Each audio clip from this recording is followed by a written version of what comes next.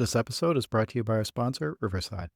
Hey, my name's Tim, and before we get started today, I want to tell you about one of the cool features from Riverside that you can try for your next podcast episode.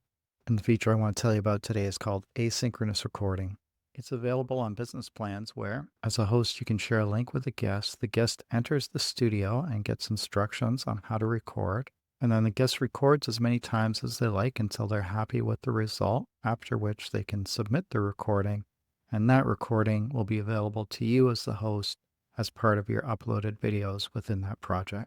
I see a number of use cases here for creators, including collecting testimonials, doing panel shows where a bunch of your colleagues submit their answers to a specific question, and then you put that together as an episode, or even just getting together with a guest where your schedules are having difficulty lining up. If you want to try this out, check the link in my description and use the code MyTogBlog for a 15% discount. And now, on to the show.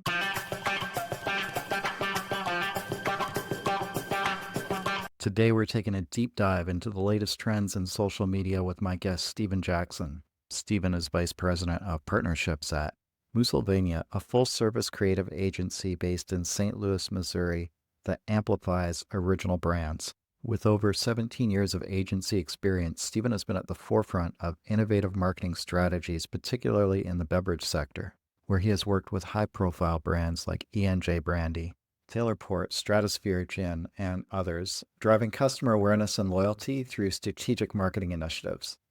And in today's episode, some of the key themes we explore include the value of influencer marketing, opportunities for small creators, as well as how to build creator communities and strategic brand partnerships, plus much more. It's a conversation that I think has some strategic insights that would be valuable for creators of all types. So sit back and relax, and let's get into it.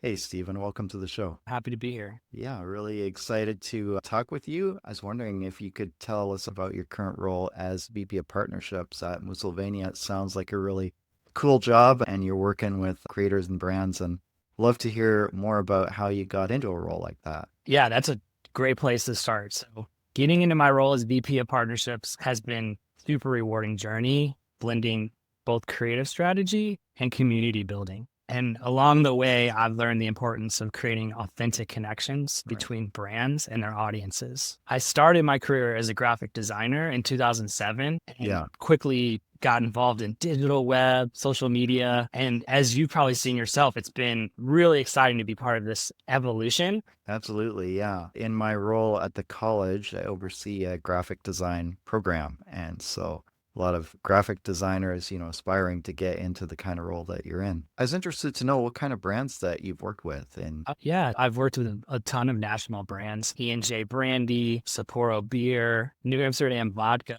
super highly recognizable brands. So I would say maybe at MyTogBlog at any time we can have 20 to 25 different social brands that we're working. That's quite a lot. And the social space, as far as client need for it, just continues to grow.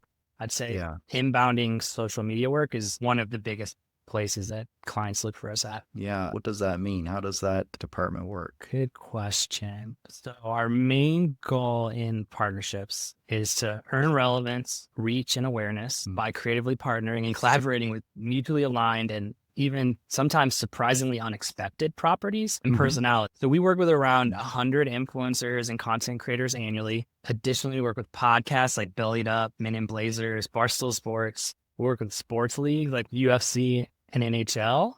And then we also work with grassroots groups like Mimosa Club, Random Golf Club. Ultimately, we want to show up authentically at the moments and places that matter most to our audience, creating a sense of newness and urgency, which entertains current fans and taps into these new markets. Amazing. Yeah, a lot of my people in my audience are aspiring content creators, and they would love to be one of those 100 people that you're working with or working in the department that you're managing. I'm thinking about building a personal brand and defining a content strategy to go along with that. So one of the things I think be interesting for you to talk about is like some of the trends that are happening in social media today. We're all kind of thinking about how do we adapt our content strategies to align with the latest trends. So what do you see out there? Yeah, well, for 2025, let's see if I can bring you 5 trends, starting with number one. Trend number one is, I'm going to set the table here with this one. we're going to see continued content creator category growth and investment. Yeah. Great news for everybody. Yeah. More money will continue to flow and grow this social media creator economy. It's predicted to grow 15% year over year to $15 billion. Influencers will become a mandatory strategy. I underscore mandatory. So it's expected that 86% of US marketers are going to be using influencer marketing in 2025. Yeah, I could see that social media marketing and social selling are becoming so big right now. Yeah, absolutely. And this money is going in a lot of different places. So for example, you got creators finding like new revenue growth places. Right. Mr. Beast, we've all tuned in this holiday season as he took his talent from YouTube to streaming TV and what reportedly is like $100 million budget Amazon Prime backed game show. We're going to see other influencers at varying levels get into these type of opportunities. Some of that $15 billion going to these podcast creators that they really raised their value, at least in the US. They played a huge role in this presidential election, and they just really showed that they command big power in news, culture, and politics. It's been a trend that's been going on for a while, but it keeps accelerating as people shift away from traditional media. I've seen that stat where people are spending more and more time, or more of their TV time is going to YouTube as opposed to regular television. Absolutely. Of course, entertainment time going to social media versus other forms of entertainment and all that stuff. So yeah, it is creating those huge opportunities for influencers. Do you see a space for smaller creators in this market? I absolutely do. I think you're going to start to see YouTube actually being on your TV. YouTube will become a new streaming platform on the TV, just like Netflix. People that are on YouTube are already going to start to become micro streaming stars like Mr. Beast is. But as you look at the influencer pie, there is kind of a top 10% echelon. Your Mr. Beast, your huge podcast that they were obviously skyrocketing in value. I have seen some surveys in 2024 that said 70% of influencers are earning around 50,000 and below. So there can be quite a range from an entry-level influencer to what feels like there's really no ceiling when you're in that top 10% of influencers. Yeah, absolutely. It's almost like real estate sales, right? The top 20% of agents make 80% of the commissions. 100%. Except that I think there's opportunities for smaller creators if they're creating multiple streams of income and they're leveraging social media in the right way to increase their personal brand and their reach. They could, you could see it as something that maybe you're not making several $1 million, but you're increasing your income, supplementing it, and creating opportunities that wouldn't be there otherwise. I was talking to an artist the other day who was saying being on YouTube has opened up opportunities for him to go to other cities, participate in all these conferences, and get feedback from a global audience about what he's creating. So there's all those other opportunities that go out there for smaller creators too. Yeah, I mean, you could call those intangibles. Right. You reference an artist. It's really great. This is a great creative outlet for people. And if you can make this about you and your personality, you're really growing your personal brand, no matter if you're in that 70% or if you're kind of breaking out and becoming a macro or mega influencer eventually. It's still a great place to be. And there's a lot of value for you in building your own personal brand there. Yeah. So what else you got in the way of the trends? Well, trend number 2, this one's going to flow from the first one. With this increased investment, we're going to really need to focus on measuring and proving ROI, which is return on investment for these influencer partnerships. Impressions alone won't be enough to sustain increased brand investment here. I would say for that, brands, agencies, and influencers are going to need to work together to find ways to convert followers to a measurable action. Right, absolutely. It's very common where brands talk about it's not just the number of views you get, but how many are you actually converting? I've seen just in my own efforts to create partnerships, that is one of the questions. It's like not how many impressions, but how many click-throughs, how many purchases have come from the content that you've created for other brands. Yeah, to build on that, we should be talking about engagement a lot today. Engagement, shares, follows, anything that could be seen as a transaction with the branded content. Positive sentiment is going to be huge, and rich positive sentiment, not just like emojis and one-word answers. And then from the agency side, we really look to bring brand strategy around processes like including a discount code for purchase. That's kind of Right. ultimate, right? Actually converting to a sale. Other things we like to work with is an event where you can go face Mhm. to face and meet the influencer with a meet and Right. greet. Beyond the actual sale, email, Mhm. SMS signups, these are huge mediums to actually build your community and be able to reach them outside of social. And then, of course, for me, a personal Yeah. passion is co-branded merch and prizes. Yeah, there's a couple of things I'd love to ask you a little bit more about there. One is positive sentiment. How do you measure that? How can I prove to a brand, I have positive sentiment in my account? That's a really good question that we get a lot. Mm. So I would say I would approach that two ways. So there's manual ways and then there's automated ways. And as you have heard from a lot of the different people that talk about AI and tools and whatnot, the tools reportedly will get better. At Right. this point, you're still going to need to have some manual skin in the game, in my opinion. You're going to need to look through the comment feeds. You're going to Right. need to track. You're going to need to screenshot if somebody's having a negative or positive statement. Hmm. At this point, tools could have problems differentiating if something is positive or negative, and they may just count it as an engagement. In the future, I don't think that'll be a problem. I think a lot of this will be automated in a great way because it can definitely be hard. Maybe not as hard on your sponsored post, but social listening outside of that, is there UGC being created? Is Yep. there social word of mouth that's being sent out there? That's things that you need to either track with a hashtag or go Right. out and search. But ultimately, some of that should be on the influencer and partner.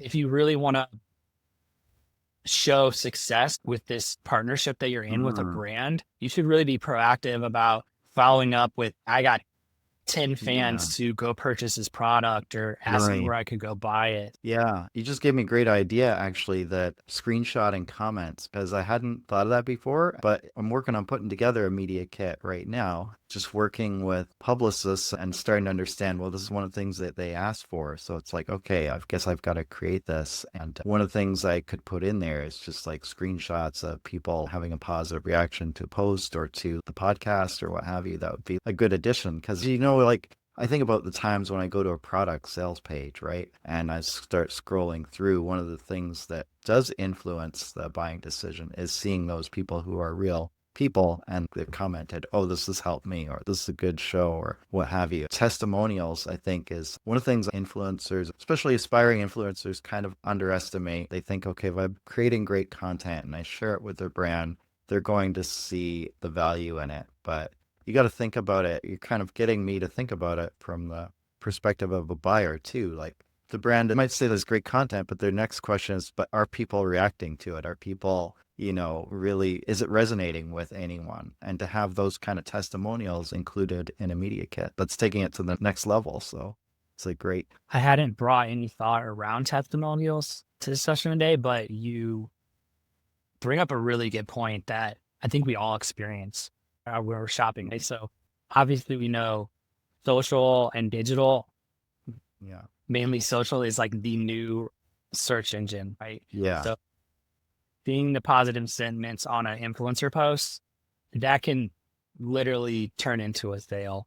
Additionally, like going to Reddit, if I'm going to invest in a new product, I want to go out and find, and maybe a little bit of it is Google's new partnership with Reddit, where they're not only doubling down on AI, but they're doubling down on humans. And they're doing Right. that through Reddit so that Reddit populates very highly with Google. And for me, that's a great place to go. I want to Mm. be in the Amazon Right.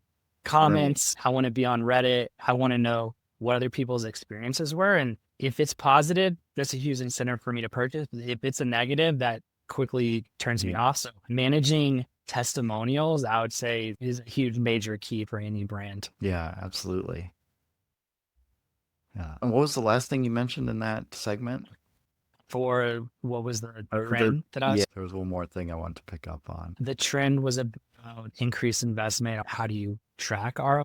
Yeah. How do you prove it? Testimonials are one way. What else do you look at when you're thinking about working with an influencer? You're looking at testimonials, you're looking at positive sentiment, you're looking at probably total reach. Is there any other kind of intangibles that you consider? Oh, it was the in-person part. It was meeting people in person. I thought that was interesting because as digital Okay. creators, we're often thinking about connecting with people online, building online relationships, or the benefit of the global reach of social media. I have something I've been trying to emphasize a little bit in my content is the value of in-person networking too, and not overlooking that. So I thought it was interesting that you mentioned that. Why is there value for a brand connecting, offering this in-person connection with influencers? Yeah. I mean, your audience is an influencer. They're having a parasocial relationship with Mhm. you, feel like they're following you as a friend or a celebrity. Yeah. So your personality is what is keeping them there, Mm. hopefully. So getting outside of the digital screen, in my opinion, is a great way to extend the campaign. So having a launch event, meet and greet. Yeah. You see this a lot with podcasts where they're Mhm. going on tour. Yeah. If we sponsor a podcast, we definitely want to be part of their tour, doing sampling. It just unlocks a whole new world of physically engaging with people. And I think people need this. People spend so much time on their screens that they need Mhm. to get out in the real world and be able to interact with people. Who better to do it with these people that they've been like spending time with and laughing Yeah. with and being educated from. Yeah, That's that's great. I'm glad to hear that because I think it's something creators, online creators need to hear sometimes. It's just kind of disconnect or paradox with some people who are YouTubers or online creators. Sometimes they tend to be more introverted, right? And so this is their way to connect with the world and with people through their online content. When it comes to like you suggest, okay, we should do this in-person event, there's a resistance to that, even though their content's been seen by hundreds or thousands of people online. Can you go to this event? There'll be like 30 people there. They're like, that sounds scary, right? 30 people is great. Yeah, It'd also be scary depending on the format. right. I But mean, it's more I live, have right? And it requires you to be there, and it's a different kind of interaction, different kind of environment. So it's pushing people in some sense out of their comfort zone. I think sometimes there's a bit of imposter syndrome too. Like if you're an online creator, it's one thing, but then, okay, here's a bunch of people that you're going to meet, and they see you as an expert and they're going to ask you questions in real time. You can see why that's a little bit scarier than just creating canned content and you put it out there and, there's reactions to it or whatever, but you've got time to think about how you respond, and it's not the same kind of real time interaction. I think you took a deep dive into that category.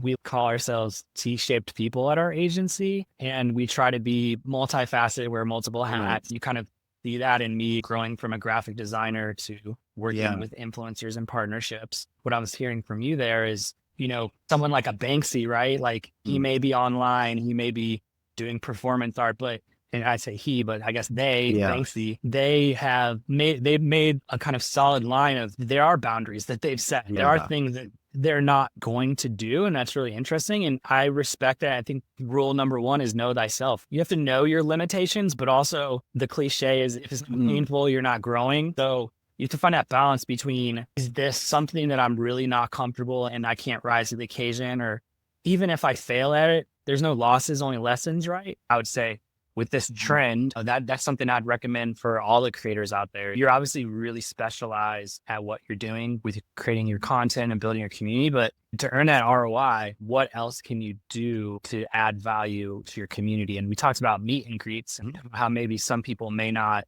naturally be into that, and it's totally fine. But think of being T-shaped in your Yeah. process. What can you do to extend that content creation in the physical world? It can be something as small as if you're at a conference, think about hosting a happy hour. If you get Mm. 5 or 10 of your followers there, or like a book Mhm. signing or something in person, and that's something small you can do. Mr. Beast, and he's mega celebrity, right? But look at how he gets out into do real person almost stunts. Like when he opens up his burger Yeah. shop, there's so many people out there in line and he's interacting with them and he's still entertaining them and creating content. So try to think, what can you do? Think like a podcaster. Not only do Right. they have their digital downloads, but they're going to try to go on tour and whatnot and do live recordings. So things like Yeah. that adds value. And it really shows on your resume how many Mhm. of your fans that you can move to kind of come and experience that live edition. That's very interesting. So when you say T-shaped, you mean like having a broad range of things at the top level, but being able to go deep on a few things. You have your specialization, for example, you're going deep. That's what you mean, right? Yeah, absolutely. Yeah, I think that's very helpful because a lot of creators are solopreneurs or close to solopreneurs, right? And they might have a team supporting them here and there, but there is a lot that they have to do. And I guess what I'd say about that is, yeah, look for things where you can broaden out, stretch your comfort zone, and it's not taking you a lot of time, it's taking you discomfort. So if you're not used to doing in-person presentations to a group, push yourself to do that a little bit. Things like you're saying that they take some time out of your schedule, but it's not like, well, I'm not a graphic designer, but now I'm going to learn graphic design and start doing all my own graphic design. That's trying to go down too far from the T. If we can continue to extend that analogy, kind of understand where you need to hire out the helper when you have the income to do that. You can still be efficient and get people to help, but also like maintaining that kind of skill set by doing things that are maybe beyond your comfort zone and really thinking if we look at the top level of the T, what are the most strategic things that I can do that will help? And it's not always about getting in front of the maximum number of people online. Sometimes it's more, like you say, building relationships in person that can matter more. And I'd say it's what you're used to, right? And if you're used to being a digital creator and talking to a camera, that becomes easy. For another person that's not used to it, that would be Yeah. unsettling. And conversely, professors that I work with, for example, they're always talking to a large group. That doesn't faze them. But when some of them first started teaching online and had to create online content, that was a new skill. They had to push beyond their comfort zone to do that. For me, it's doing lives. Like I find creating canned content easier because you can always go back and edit out your mistakes. And when you're live, it's like, oh, you just got to keep going. So what about the next trend that you had for me? Well, this trend is social platforms or favoring creator led content. Mm-hmm. Look for brands and agencies to create longer term partnerships and even internal roles for creators that go beyond just sponsored posts. As you dig into this trend of brands and agencies working with content creators on sponsored posts, what you see there is agencies have been scouting influencer talent for social media for a very long time. Right. For brands doing this, it really hit my radar when we saw Nerf make headlines for bringing TikTok creators in house to run their Right. feeds because they know how to drive platform results and Mm-hmm. we're already comfortable with putting themselves out there on camera. So they're camera ready, they're platform experts. These are the people that you want to bring in to help concept or lead at any level. You want these platform experts.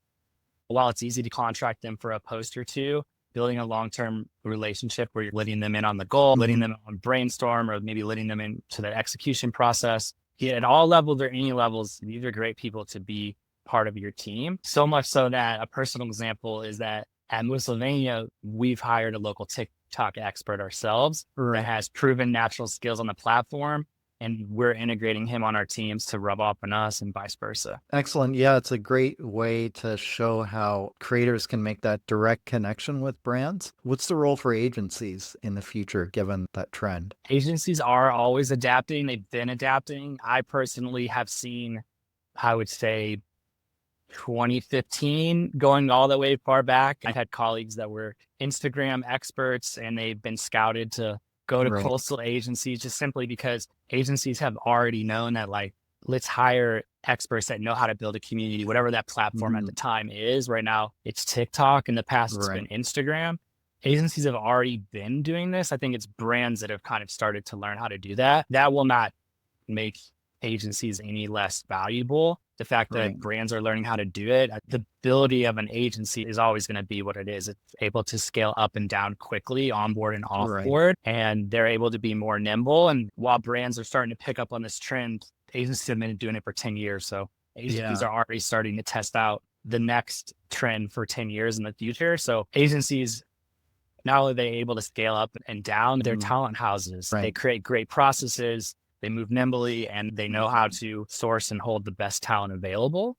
And that's what they're always going to be able to do. The tools will change, but they're always going to have the best talent wanting to work with them. That's a great point. Like bringing an expert in house doesn't negate the fact that you might need outsourced help, especially at scale. Yeah, absolutely. Some of these brands are portfolios, many, many brands. I want to say like 100 brands, but I don't want to overspeak. So some of Yeah. these brands are huge. So hiring experts to work with one of your brands isn't at scale. At our agency in Pennsylvania, we work really well as a portfolio agency that understands all of your brand and also not only the social aspect of it. You might have hired a social creator, but as an agency, we understand the whole 360 picture of how does this work to funnel them into SMS, email, web, and retail. So Right. we're thinking about the whole picture as an agency. Great point. It's about the buyer journey, not just grabbing attention. It's the whole sales funnel. You're a content creator, maybe a specialist at the platform, which is part of the puzzle, but shouldn't be your entire strategy. Once you've engaged the people, how do you get them to take the next step? That's really key too. I found. So the fourth trend then. The next trend I'm going to say is creators will become the product. I'm seeing over 70% of US consumers have already purchased a creator founded product. Think about the things that maybe you bought at the store or bought offline. You'll see even more brands and retailers partner with creators to launch these signature products. Yeah, small example myself, Mr. Beast Feastables. I guess that's his own product. I saw it at the grocery store and I got it. And it was just funny how many people were picking it up because in Canada, we didn't see it before.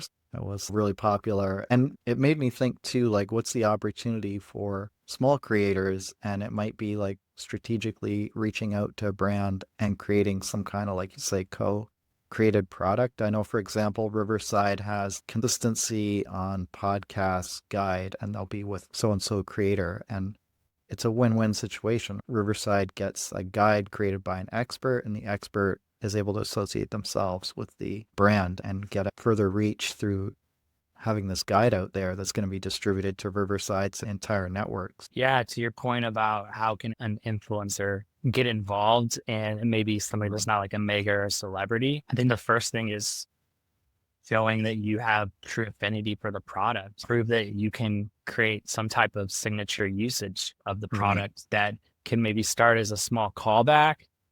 If you can prove that your fan base is that excited about how you're using the product, that they're willing to drive to some type of limited edition purchase or just generally buying the product to use it in this kind of unique way that you've done. For example, we helped create and launch this record-breaking product called New Amsterdam and Pink Whitney Vodka. Okay. And it started with an initial podcast sponsorship. Yeah. Podcast sponsorship can be as big or small as you want to make them. I've had podcast sponsorships where I've really had to work hard to get the talent and the manager to go beyond just doing an ad read and sponsored content, but working with Spit and Chickless, the podcast, they took the initiative to bring a signature cocktail to it. So the talent like authentically created this great signature cocktail using our product. And as an agency, we listened in and then we saw this happening and we were able to help turn this authentic signature cocktail into a collaboration. And we were just seeing so much user generated content of people going, hey, I went out and got my New Amsterdam vodka to mix with pink lemonade. So what we did is actually took out the middleman of the pink lemonade and bottled it. And it has been one of the fastest growing beverage products of all time. So you can even get it up in Canada. We've crossed borders with it. That's a cool example of creators contributing to the creation of something new that then can be marketed through their audience. And also just, you can imagine it's even people who have maybe not even heard of the creator necessarily, but they're like, oh, this is cool and it's created by this podcast. Maybe I'll try it. It adds some extra dimension to the product. It's not just the liquor mixture and no story behind it. It adds something to it. It's funny you say it like that because there is an authentic story behind it and it drives most of the sales, but there are a lot of people that may not be in the target audience. They might be a consumption artist or a consumption target who they're consuming it, but they're not kind of the typical person that we thought we were targeting. So in short, a lot of people are super into the product just because of the flavor itself and maybe don't even know. So they start with the color of the liquid, the flavor, and then they learn about the story afterwards. Originally it led with the story and then the flavor. Some really cool opportunities there. Yeah. How about your next one? Social, the new TV. Video has transformed social media as we know, and it continues to grow. So for example, time spent watching social media video content is up 33%.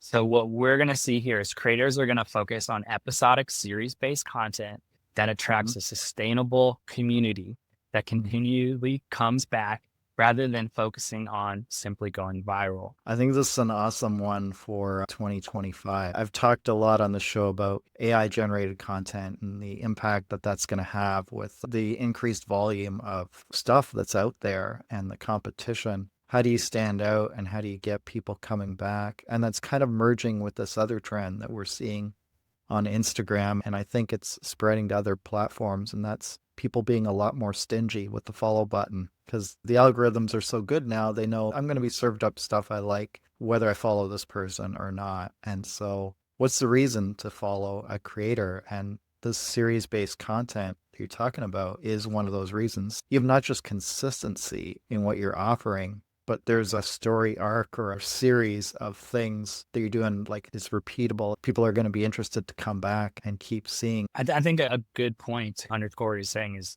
as a creator, rather than waking up every day trying to figure out what one-off trend that you're going to create, like Right. how stressful is that? It's an always on everyday Yeah. thing. Creators will think like Hollywood producers and they'll test out creating different recurring episodic series. And these series will be long haul investments, something that they stick with, even if the viewership isn't there immediately. So the major key is because brands and agencies often give up too soon on content ideas when they don't get an immediate response is give it some time. Hollywood investor or producer, they may like a pilot episode and see how it goes, but you really want to invest into like a full kind of season, make Right. 8 episodes and let it run before you bail ship on it. I have a cool example here from Canada, which is one of the creators that I connected with on Instagram, James Massey. He's a video creator and he created this series like $100 or a video. He would go into small businesses and he'd offer to give them $100 like on the spot, or he'd create a video for them for their social media. People would always take the video and he would then film showing what he would produce. Then he'd put the video out there and the first few did okay, but over time he kept doing it and it really took off because people were coming back and seeing like, okay, now he's going into a bakery. Are they going to take the $100? It's like, no, they want the video. Go to a restaurant, just all these different places. And that was one of the things that really grew their video account.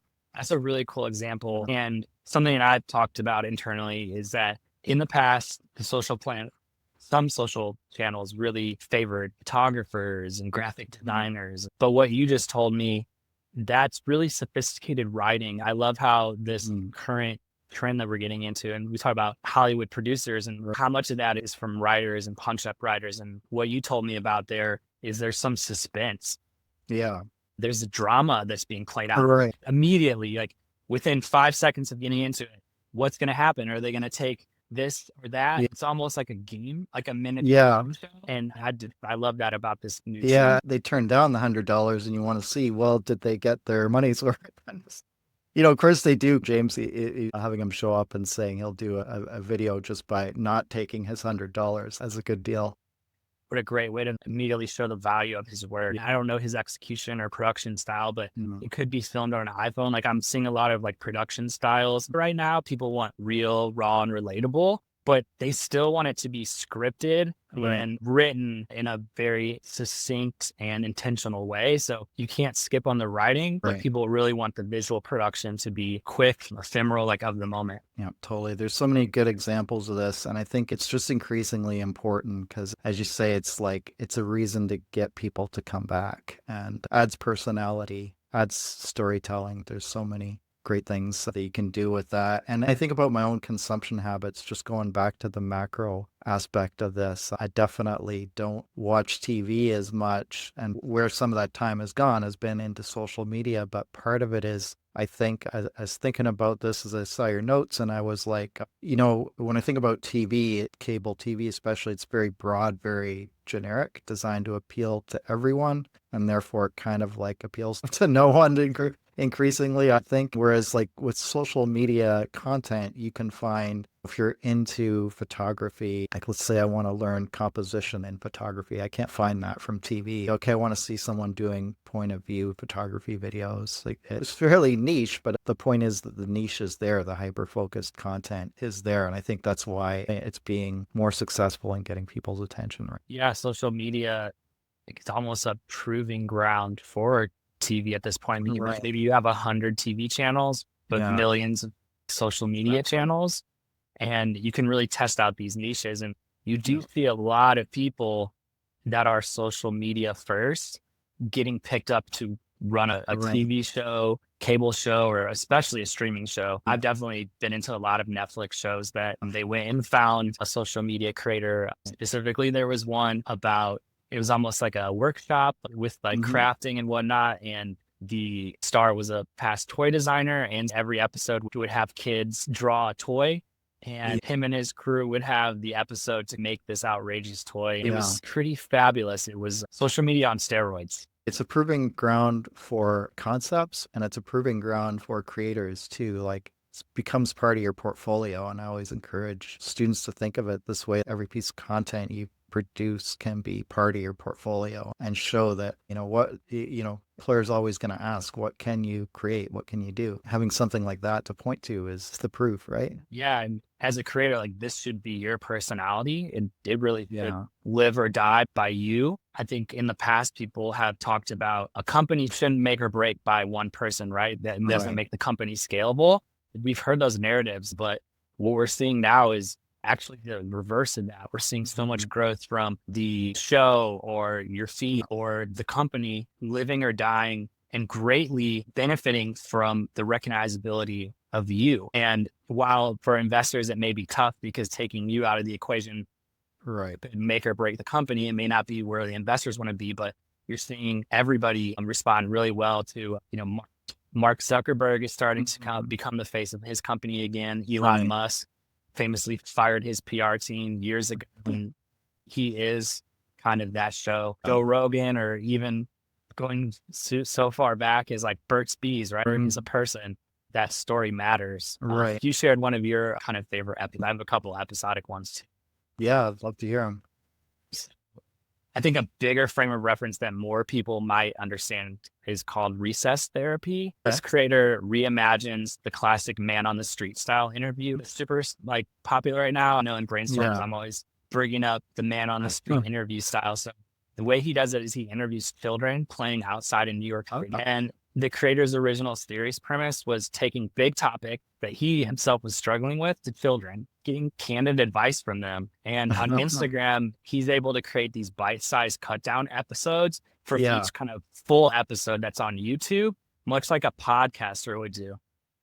Very interesting. It sounds like a cool concept, and you could apply it to anything. Like, you could do the traditional man on the street, I've seen ones in photography, and they're often very successful. Photographers walking up to strangers and asking, "Can I take your portrait?" And then you see their reaction, and then you see the results of their work. Yeah, there's some famous, like, people of New York. There's some other street photographers that are super famous for it, and some of them just did it as a hobby, becoming the celebrity themselves. What you're saying before about personality, because it's the person's personality. They're not trying to be someone else. And I find that's one of the hardest things for creators. Like, 'cause you probably have your favorite creators as a creator. And when we start out, we all kind of start emulating our heroes in a sense, or the people that we think we want to become what they've become. But that is not the route for you as a creator, because you're not that person, right? So you probably see this with brands too. Like, we want to be like that brand.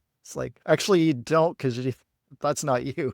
It's funny. I talked earlier about how people have always been, there's a whole theory. I don't have it memorized what the theory is, but it's like, it's around not having your business depend on a hero or one person, because there's a liability in that. And I was listening to a famous YouTube podcast talk about hot ones and how they're up for sale and how their trajectory has grown exponentially. And in that, they talked about literally that theory of how the main host, he doesn't own the show. I'm not sure if he created the show or is a co-creator, or I believe somebody else might have created the concept and casted him. He actually feels at this point like the owner of the show. And while they've tried to do spinoffs where they do hot ones without him through different, they have celebrities kind of ask each other hot questions or whatnot.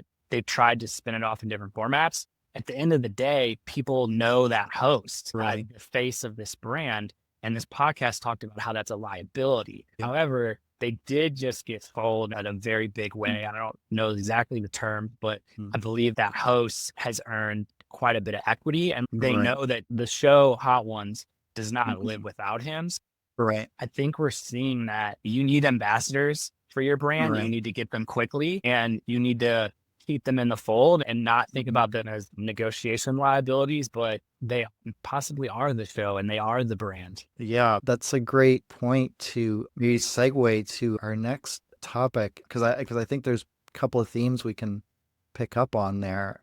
So, in terms of what makes an influencer attractive to a brand. So if you want to be that person who the brand says, yeah, I want this person associated with my brand as well. What's the value proposition? Because I think a lot of times people think of it as like, I have the ability to produce viral videos, but I imagine that's only one component of it. So the good news here is that your follower size Mhm. isn't the main thing. You don't need 1 million followers. We're looking for creators that have earned an engaged community and have a proven record of driving them to action. It Right. doesn't need to be a viral video that kind of took over the internet for a week. We're looking more for consistency and people that are coming back time and time again to use. This is going to help spotlight all the micro and macro level influencers out there rather than all ultimately having to go straight to the mega and celebrity influencers. While it's easy to identify them in searches, sometimes it's nice to start with a mega influencer, kind of like a beacon to say, hey, we want somebody like this, and then do lookalike searches from there to find micro and macros. Now, as we're looking at these micro and macros, I have some behind the scenes tips for you for how Okay. we audit and vet influencers. So the number one thing here we're looking for is your engagement rate. Mm-hmm. This is super important here. The best influencers will have authentic, deep, and quality community engagement. So not just a fire emoji, not just, hey, I like this. So we're not only looking for engagement rate, but quality engagement. You put great content out there, you may get views, you may get likes, but how do you get that actual engagement? And to build on that, social platforms are prioritizing creators, right? So All right. by that, we're meaning that creators tend to have content that's more authentically relatable and that creates real conversations with Right. positive sentiments. One big way that they measure this is if content is being shared between friends in the DMs. So if an influencer is either able to report,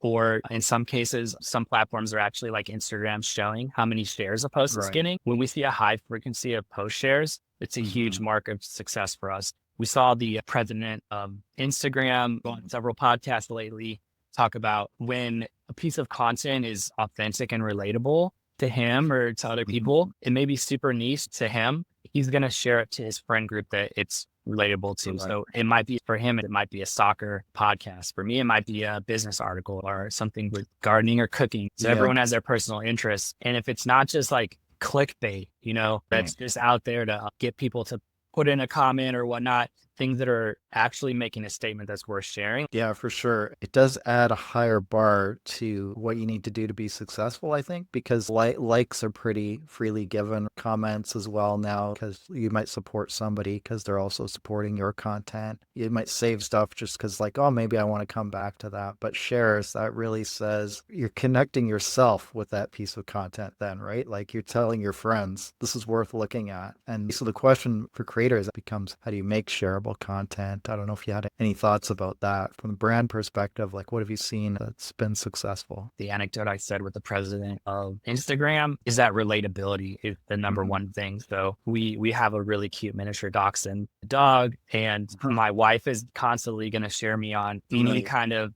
15, 30-second Instagram reel where they're making fun of a dachshund not wanting to go out in the rain, or there's so many kind of funny ways that you can play with that situation. And I think it comes down to, in some cases, writing that hook, writing that, kind of taking down something that happens in your life that's funny and saying this might be something that is relatable to other people. Other people might have experienced it. That to me is the number one fastest way to go from idea to execution, is start with something that other people might relate to and think is funny as well. And I think, yeah, humor is definitely relatable. And who doesn't like to share like a joke with their friends? yeah, and being super niche, right? Not everybody is going to think a dog is funny. Not everyone's going to think a dachshund's funny, but having that kind of prop of like actually having the dog, it really helps. And you're probably creating episodic content at that point. You're probably creating a series of different jokes relating to dogs or dachshunds. And it goes back to what we're saying about being more niche, maybe, because the relatability, it'll be people who are also into that will understand it immediately. There might be a large group of people that don't care about it, but it's actually more important to probably get like 5 shares rather than 50 likes, right? Absolutely. There's definitely a trend of it's called niching down. So get down to your niche. So you definitely want to do that. I think the formula there is yes, niche down, but find ways that it's still about you. People know that you're Right. behind the camera, even if it's about your dog, let Right. them know who you are so they can fall in love with you and take that Right. concept of niching down, but niche out. So Right. we talked about with episodic content where you want to try out several different episodes and different series. Think about how you have different series either on your feed or in your bio. Hey, I'm the creator of this feed, but I also have these other feeds you can check out and try to make these other episodes with you being kind of the center of it. Yeah, absolutely. All right.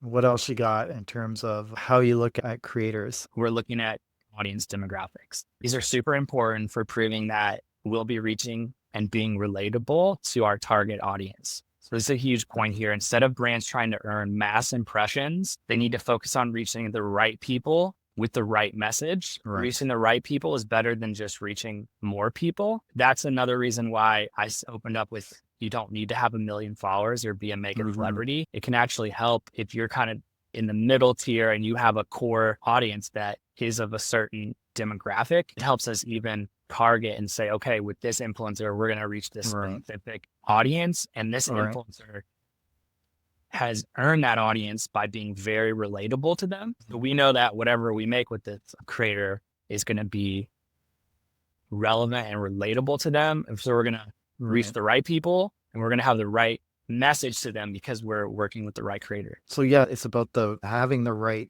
audience, not necessarily the biggest audience. Makes a lot of sense. Look at your metric, learn who your audience is, learn why you're engaging with them. Anything else that you'd put in that category? Yeah, the next thing I'm going to look at is your average real play count.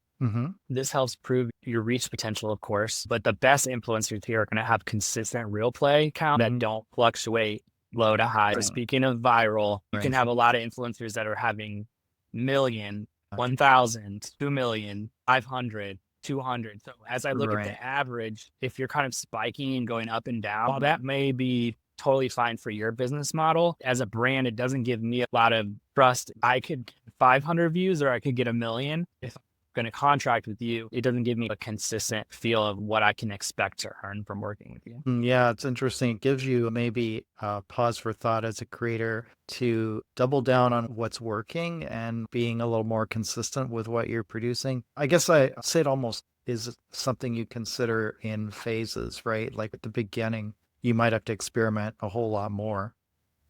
And you're going to have those bigger fluctuations and you're going to understand that you're going through that phase. But as you get bigger, as you get more kind of figuring out what you're doing, it's almost like you want to do more of what's working, keep building those numbers and maybe doing some experimentation, but maybe clearly, flagging, okay, that was my standard series gets this. I kind of did that other video that's an outlier, but it's like I was just experimenting, You have that ability to explain that. To your point, if you have a specific series that's doing really well, but you're trying out other series that aren't doing well, that's totally fine. Like that might be just for us as an agency kind of connecting you with brands, as long as we're working with that series that's doing really well. But it does kind of just come back to that. When you have a stream of stuff that's working or a concept that's working, do more of it. And I think sometimes creators lose sight of that. They think that went really well. Now I'm going to try this other thing. And because I've been successful with this over here, probably this will do well too. And it doesn't really, my experience, it doesn't really work that way at all. You kind of have like the things that you start to learn the things that you're good at and the things that resonate with your audience. And then if you really are serious about scaling up, you do have to do more of that. I encourage people to still experiment, but to understand that what they're doing when they're deviating from that is experimenting, and it's not necessarily going to produce the same results. You got to pilot some new content. You got to workshop it, whether you start a new feed to try that or do it on your main feed. I think as long as it's about you, your audience is going to understand like, oh, this is my favorite creator and they're workshopping something new. Let's give them feedback. See if this can grow as big as their other episodic content. Yeah, and if they like you and it's reasonably aligned, you can often bring people along on that different journey. Exactly. That's the goal. Being able to pivot between niches, bring them with Yeah, you because they believe in you, not just your viral right. video that you did. Yeah, and that becomes key because even with an episodic series, every product has a life cycle, right? So just doing the same thing all the time, it'll eventually get old for your audience. And they'll either leave to find another creator who's doing new stuff, or hopefully, if you're also doing new stuff, they'll stick with you and see what else you got for them. That's a really good point. I would say most episodic content comes to an end, unfortunately. You know, how Yeah. sad are we when our favorite show ends? So, Stephen, this is hugely helpful, all the things that you've been sharing today. Can you tell us a little bit more about your story, about how you got into all of this? Getting into my role as VP of partnerships has been Hmm. super rewarding journey in creative strategy and community building together. And along the way, I've learned the importance of creating authentic connections between brands and their audience. I started my career as a graphic designer in 2007 and quickly became involved in digital web and social media. It's Hmm. been really exciting to be part of their evolution from super small niche platforms into major marketing channels today. My own initial passion for social media and content creation grew when I started sharing my own photography on Instagram. I became hooked on this positive feedback loop of fan engagements and growing my community. And I'm sure a lot of content creators out there can relate to this experience, that social media dopamine hit feeling. And then in my early agency client work, simple things like photoshopping branded merchandise for props and seeing fans be reactive in this two-way engagement by asking where they could get the items Hmm. really sparked a passion for like actually producing branded items for them. That came to fruition when I got to work on social media for major national brands like E&J Brandy. I got to reach out to partners and collaborate with streetwear brands like 40s and Shorties. That experience taught me a lot about brand partnerships, influencer marketing, and creating engaging content. From there, I got to partner with iconic brands like Coogee, Carl Kanai, content creators like NFL player turned comedian Spice Adams, and sports leagues, Big Three and TBT. And with all that comes bigger experiences like organizing events and creating deeper consumer engagement strategies. That's amazing. I love that story. It shows how you started with a discipline specific expertise, branched out with that, got partnered with a company. And I think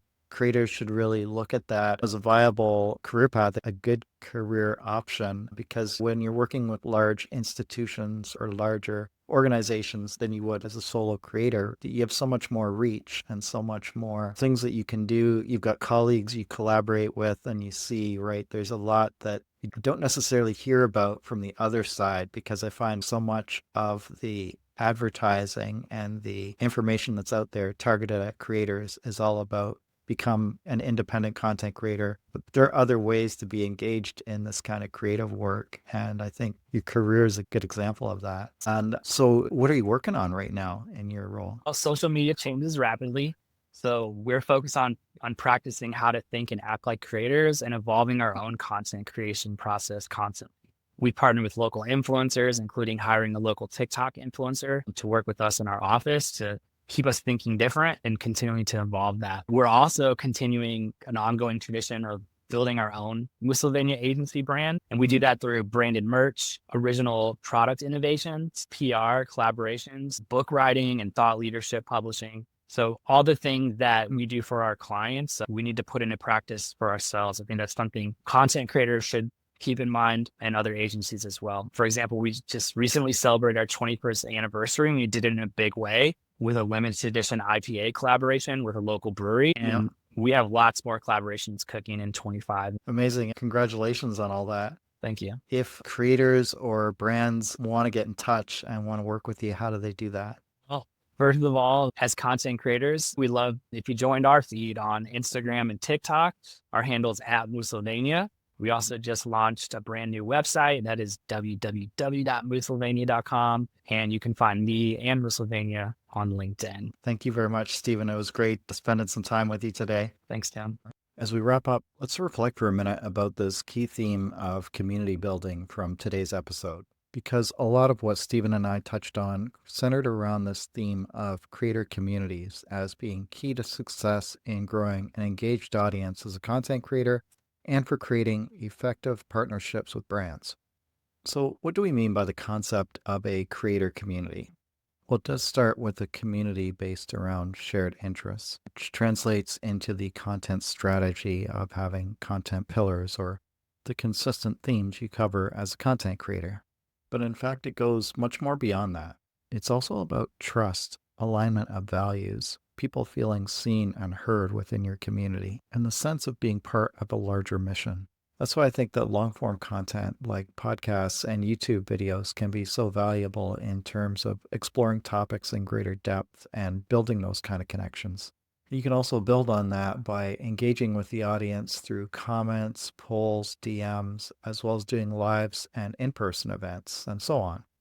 In other words, making how you engage with the audience more of a two-way conversation rather than a top down, expert delivering knowledge kind of approach. We see this in the education sector where there's been a move away from chalk and talk style lectures towards more active learning in the classroom. We also see it in the creator community where some of the best courses are often built around a specific objective and have communities built around that course where people can share their struggles, wins, and challenges. That brings us to this idea of having a larger overarching mission or story arc, which can be a very powerful connector. For example, Lyndon Chastain's Amplify Views community is built around the idea of helping 1,000 YouTubers get to over 100,000 subscribers. And if you're a YouTuber trying to build your channel, that's going to sound like a great mission to be part of. So this might be something that you want to think about in terms of how you pitch your own brand or creator profile. What burning problem are you solving? Who are you solving it for? And how are you specifically going to solve it? Articulating these things in a very specific way can be a powerful foundation for building a community. However, it has to be very well defined and credible to be effective. If you just say that you're helping creators and you don't have the social proof to back that up, it's not going to work because it's not specific enough. It's not really a mission per se, in terms of being a clear one at least. And, if you don't have the follower count to show that you've done it yourself, it's going to be hard to get other people to be engaging with you as the expert in doing that. This is part of what makes the challenge of defining a niche as a creator so challenging. There are so many things that need to line up in order to make it work. I'm honestly continuing to work on this challenge myself as a creator. My Instagram profile right now is an example of this. My bio talks about turning creator chaos into content empires, and I'm sharing tips, tools, and strategies to help with that. It kind of builds on the notion that as a part-time creator myself, one of the things I have been able to do is produce a fair amount of content consistently because I've built good systems to support that. And that's something I think that I could help other part-time creators with. And I'm trying to supplement this with a build-in public approach to the podcast, YouTube channel, and merch store that I'm working on, which will provide that larger story arc and also creates the basis for gathering real-time data and insights that I can share. As creators, defining our niche could be one of the hardest things that we do, but as today's episode suggests, it's also one of the most important foundational aspects for creating a creator community. That's why it's worth checking out my episode with Tiago Faria, where we explore this topic in depth, and also looking at my Audience Growth Accelerator, which is a free resource I've created to help myself and other creators in defining their niche. You can find that in the link in the description. Thanks for watching. I hope you have a great day, and we'll see you in the next video.